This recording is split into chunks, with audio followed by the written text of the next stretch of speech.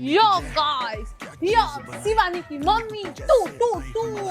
આમ તો પહેલી વાર રમું છું પણ આનું નહીં પડ્યું હમણાં જળકુકડીને કાઢીશ બહુ વજન વાળું હે પણ આપણાથી થાય જયું ઓલી શાકની થેલી ઉપાડતા હોય ને આટલી મોટી મોટી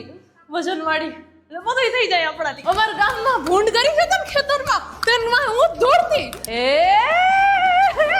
મજા આવી વાહ વાહ એક યાર 5-6 ગામમાં ફિટ કરી દીધા લાગે છે